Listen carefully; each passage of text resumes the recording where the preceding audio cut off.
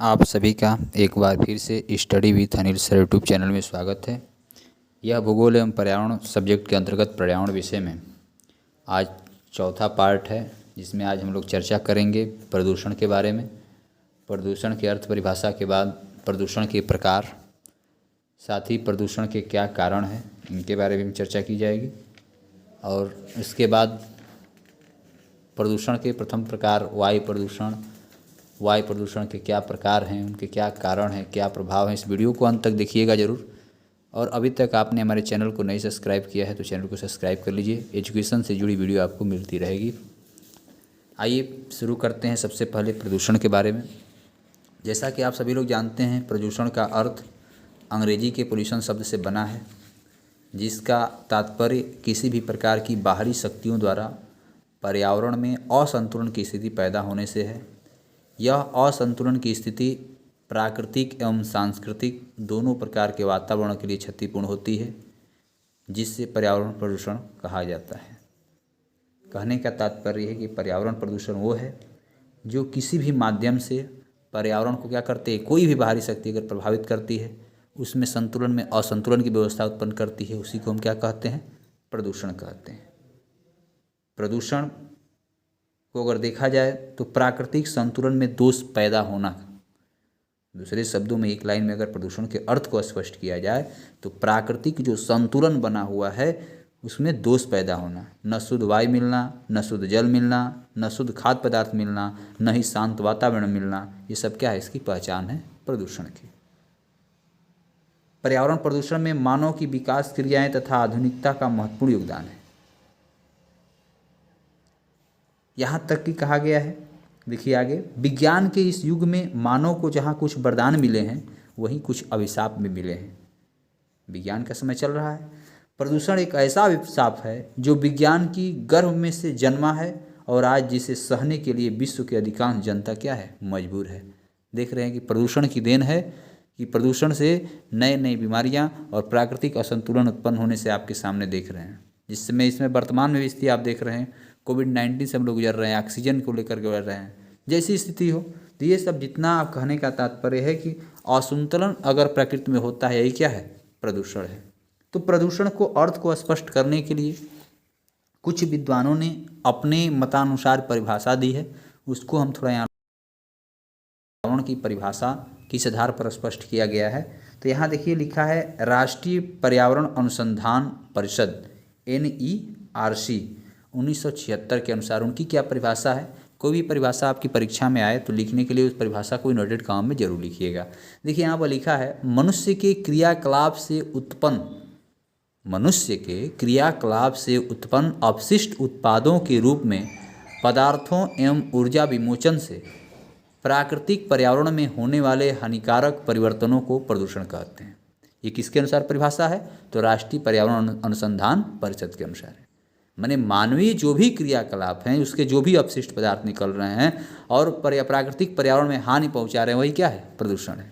आइए दूसरी परिभाषा देखते हैं। ओडम जी के अनुसार उन्होंने क्या कहा है, प्रदूषण हवा, जल एवं मिट्टी के भौतिक, रासायनिक एवं जैविक गुणों में एक ऐसा अवांछनीय परिवर्तन है जिससे कि मानव जीवन, औद्योगिक प्रक्रियाएं, जीवन दशाएं तथा सांस्कृतिक तत्वों की हानि होती है अथवा हमारे कच्चे माल की गुणवत्ता घटती है।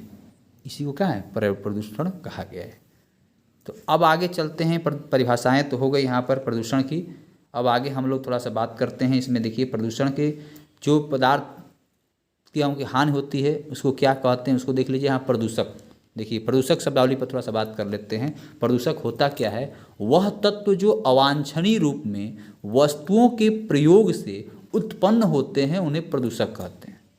वह तत्व जो अवांछनीय रूप में वस्तुओं के प्रयोग से उत्पन्न होते हैं उन्हें प्रदूषक कहते हैं। अर्थात प्रदूषक ऐसे पदार्थ हैं जिनके कारण पर्यावरण में क्या होता है, प्रदूषण फैलता है। आप ध्यान दीजिए, प्रदूषक में क्या आ सकते हैं, जैसे कूड़ा कचरा आप देख रहे हैं, जो हमारे द्वारा जो कूड़ा कचरा फेंका जा रहा है वही तो प्रदूषण पैदा कर रहा है। अब प्रदूषण जो पैदा करने वाला जो ये कारक हो गया, ये जैसे मान लीजिए कूड़ा कचरा हो गया, तो कूड़ा कचरा जो आप देख रहे हैं, जो भी कूड़ा कचरा है, यही क्या है, प्रदूषक है। जैसे रसायन तेल का हम लोग प्रयोग करते हैं, गैसों का प्रयोग करते हैं, ये सब क्या है, प्रदूषक के उदाहरण हैं। मैंने कहने का तात्पर्य एक लाइन में कि जिनके कारण पर्यावरण में प्रदूषण फैलता है उसी को हम क्या कहते हैं, प्रदूषक कहते हैं। तो प्रदूषक समझ में आ गया होगा।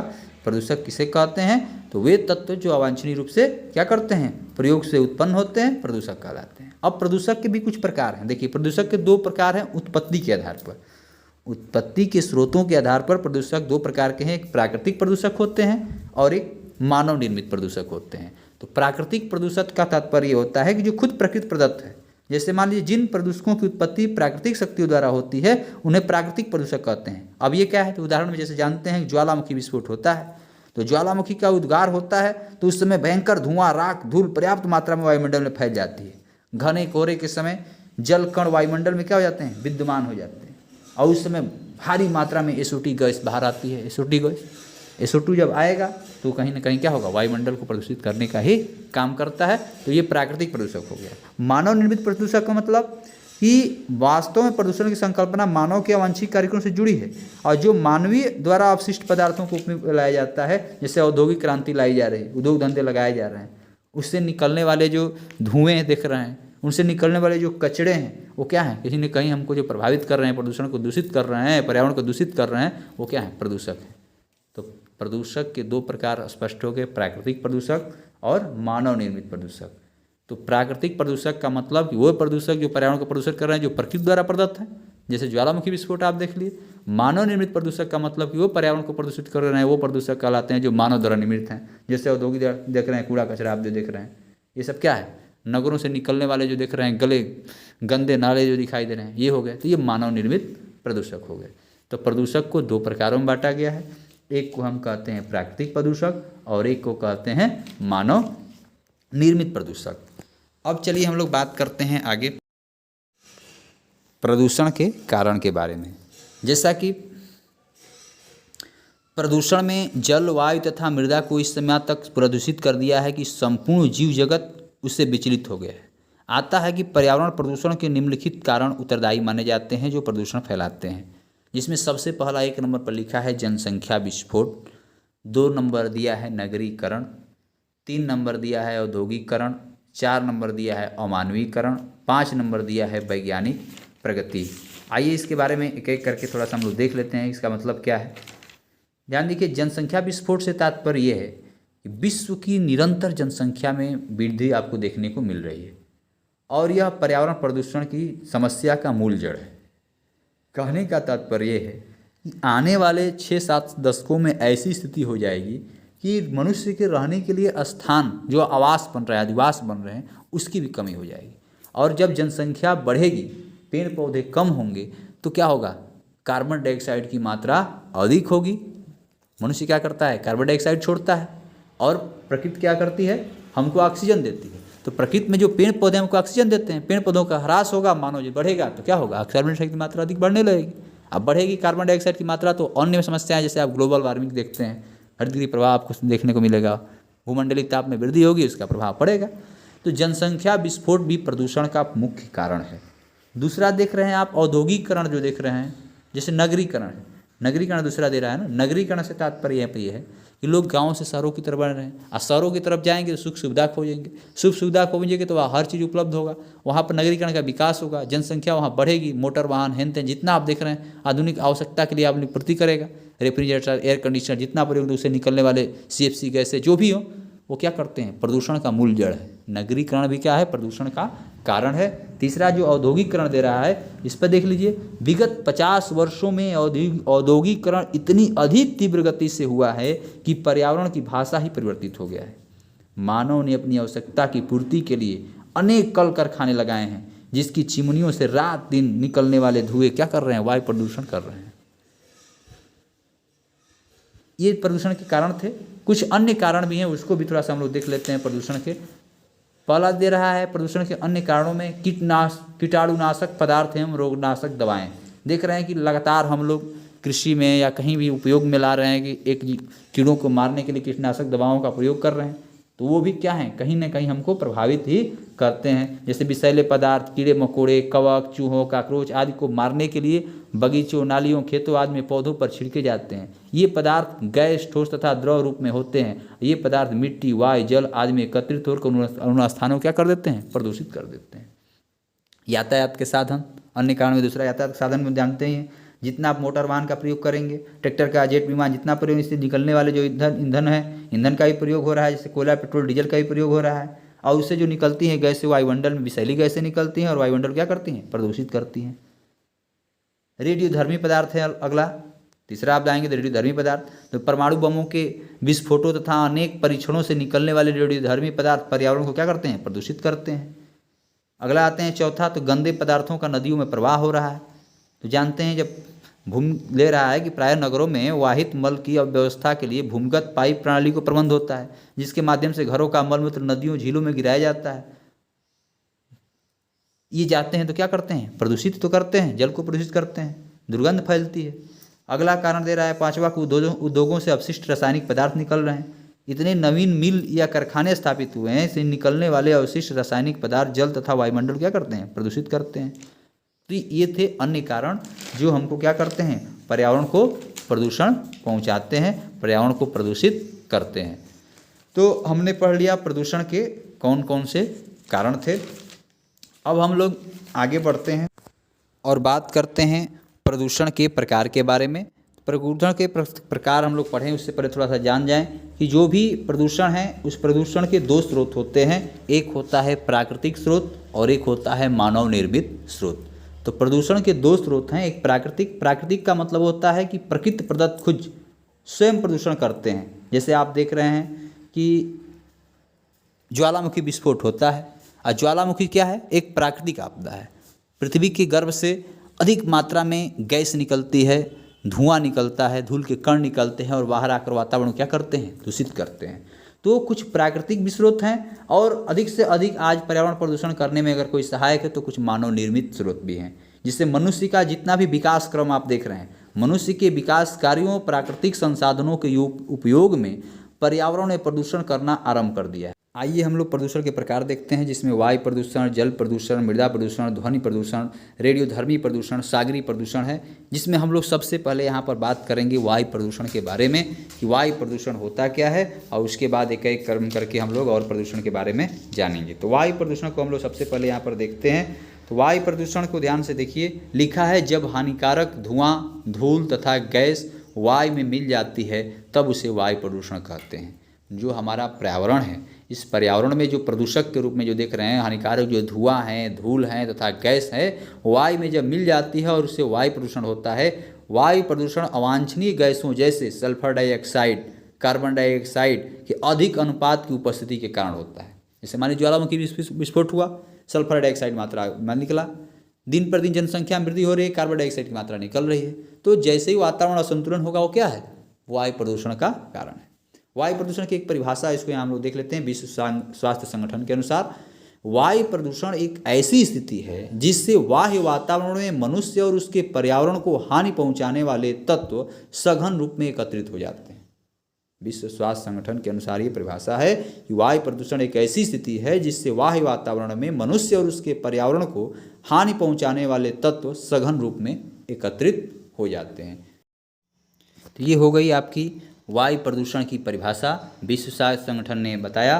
ठीक वैसे आप एक लाइन में बस ये समझ लीजिए कि वायु जो हमारा जो जितना वायुमंडल आप देख रहे हैं, वायुमंडल में अगर दूषित चीज़ें आएंगी तो वायुमंडल प्रभावित होगा, असंतुलन होगा। और असंतुलन क्या होगा, कोई भी गैस की मात्रा बढ़ती है और मान लीजिए कार्बन डाइऑक्साइड की मात्रा बढ़ी तो क्या होगा, भूमंडलीय ताप में वृद्धि होगी, ऑक्सीजन की कमी आएगी। तो ये हो गया वायु प्रदूषण की परिभाषा। कोई आइए वायु प्रदूषण के हम प्रकार, वायु प्रदूषण के प्रकारों में जिसे हम वायु प्रदूषण के स्रोत के रूप में भी जानते हैं।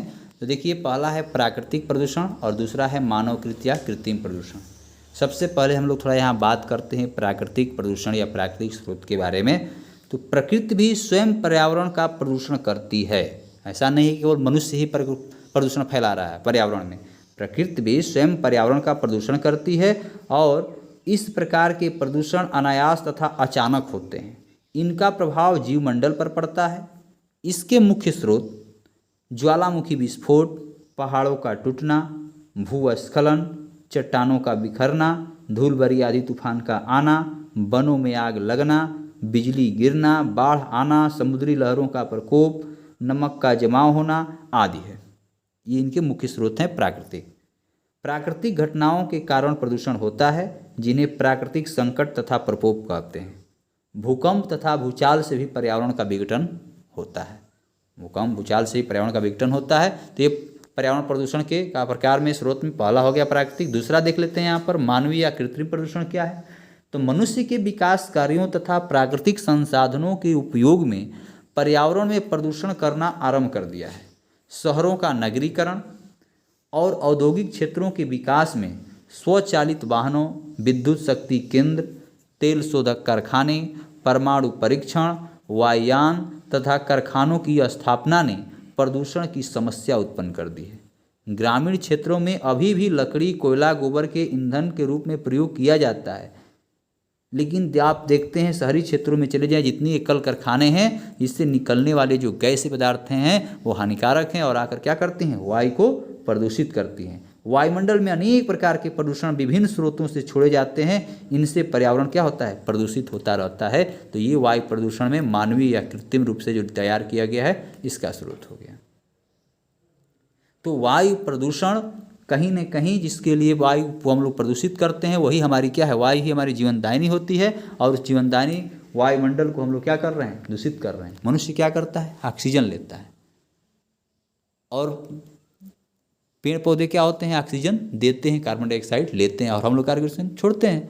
अब ये जो संतुलन है, इसमें जैसे ही असंतुलन की स्थिति होगी तो आपको क्या है, वायुमंडल में आपको चेंजिंग देखने को मिले। जो भी गैसों का जो लेवल है, गैसों का एक जो संगठन है जो बनाया गया है कि नाइट्रोजन इतने % होना चाहिए, 78% होना चाहिए, ऑक्सीजन लगभग 21% होना चाहिए, 20.9, कार्बन डाइऑक्साइड की मात्रा इतनी होनी चाहिए, 0.032 होना चाहिए। अगर इसमें किसी में भी अगर असंतुलन होगा तो वायु में प्रदूषण आपको देखने को मिलेगा, और यह कहीं ना कहीं क्या कहता है, वायु पर्यावरण को प्रदूषित करने का कार्य करते हैं।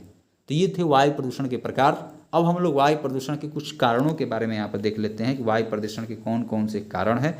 देखिए यहाँ पर सबसे पहला लिखा गया है कारण में, ज्वालामुखी विस्फोट वायु प्रदूषण का प्रमुख कारण है, जिससे सल्फर, क्लोरीन एवं सूक्ष्म राख उत्पन्न होती है और निकल कर क्या करती है, वायु को प्रदूषित करती है। तो ज्वालामुखी प्रदूषण का सबसे प्रमुख कारण क्या है, ज्वालामुखी वायु प्रदूषण का सबसे प्रमुख कारण ज्वालामुखी विस्फोट।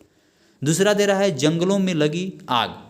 जंगलों में जब आग लगती है तो उससे क्या होता है, CO कार्बन मोनोऑक्साइड और CO2 कार्बन डाइऑक्साइड गैस निकलती है, जो वायु के प्रदूषण का कारण है। तीसरा दिया है कार्बनिक पदार्थों का अपघटन।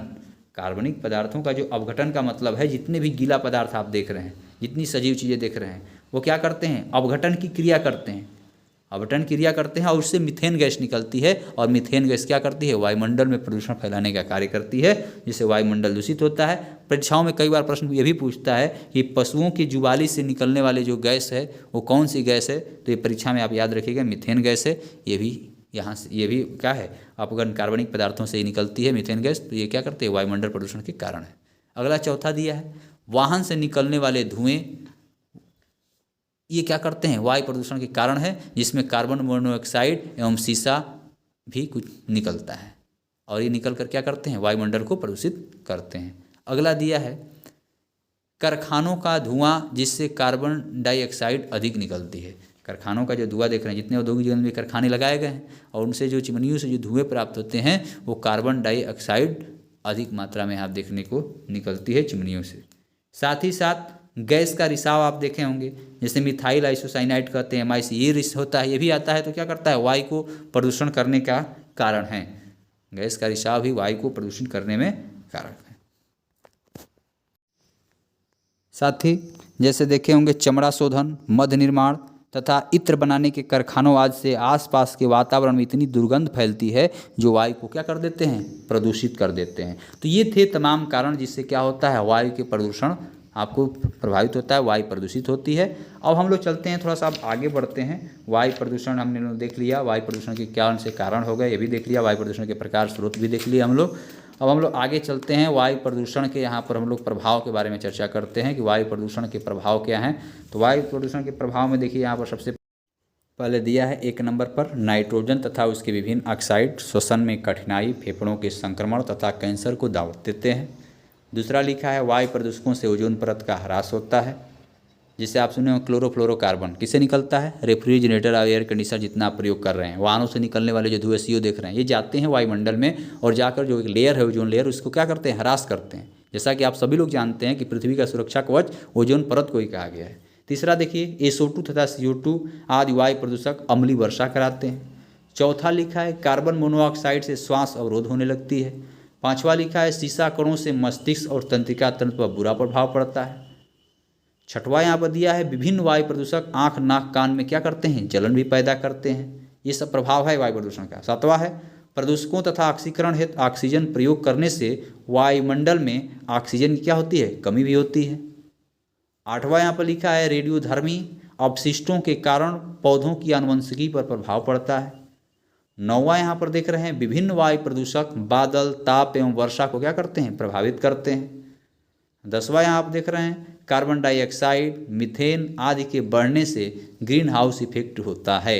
मैंने आप जो इसमें वर्तमान परिस्थितियाँ देख रहे हैं ग्लोबल वार्मिंग की, इसमें सबसे मुख्य अगर कोई है तो कार्बन डाइऑक्साइड है और इसकी मात्रा बढ़ने का कारण है कि जनसंख्या का बढ़ना, कार्बन डाइऑक्साइड बढ़ रही है।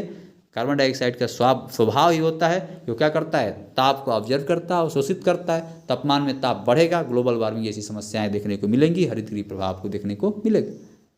तो ये थे वायुमंडल में जो प्रदूषण है उसकी क्या हमको प्रभाव देखने को मिलता है।